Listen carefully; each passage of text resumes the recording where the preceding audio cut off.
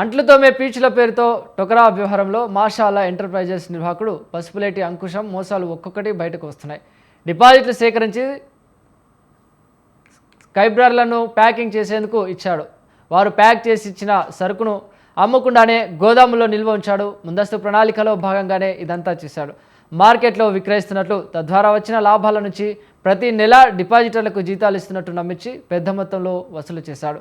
వీలైనంత మేర డిపాజిట్లు రాబట్టి తర్వాత బోర్డు తీపేసి ప్లాన్లో భాగమే అన్ని గుర్తించారు. ఈ కేసులో దర్యాప్తు కోసం ఏర్పడిన సిట్ తన పని ప్రారంభించింది. ముడి సరుకును పశ్చిమ బెంగాల్ నుంచి కొన్నాడు. జీఎస్టీ రిటర్నులలోనూ సరుకును ఎవరికి సరఫరా చేసినట్టు చూపించలేదు. కార్యాలయంలో తనిఖీలు చేసిన పోలీసులకు ఏ ఆధారాలు దొరకలేదు. ఇక కంప్యూటర్ మాత్రమే ఉంది. దీనిలో సమాచారాన్ని విశ్లేషించే పనిలో ఉన్నారు.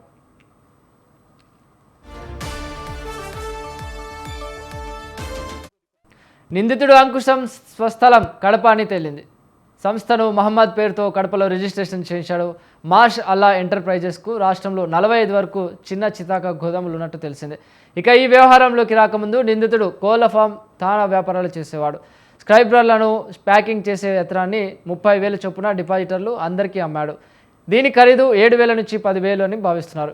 ఇలా అన్ని రకాలుగా డిస్ట్రిబ్యూటర్లు డిపాజిటర్లను దోచేశాడు. 10న అందరికీ బకాయి పడిన జీతాలను చెల్లిస్తానని వాట్సాప్లో మెసేజ్లు పెట్టినా సోమవారం కార్యాలయానికి రాలేదు.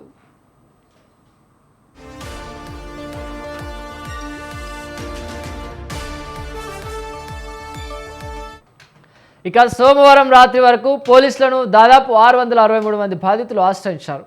వీరు సంస్థకు చెల్లించిన మొత్తం 10 కోట్లుగా తేలింది. రాష్ట్రంలో వివిధ ప్రాంతాల నుంచి వస్తున్న బాధితుల నుంచి వివరాలు సేకరించి కేసు నమోదు చేస్తున్నారు.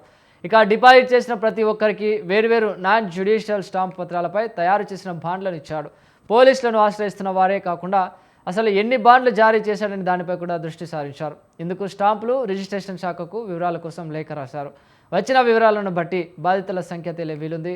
ఇక నిందితుడి ఫోన్ నెంబర్ల ఆధారంగా బ్యాంకు ఖాతాల వివరాలను పోలీసులు సేకరిస్తున్నారు.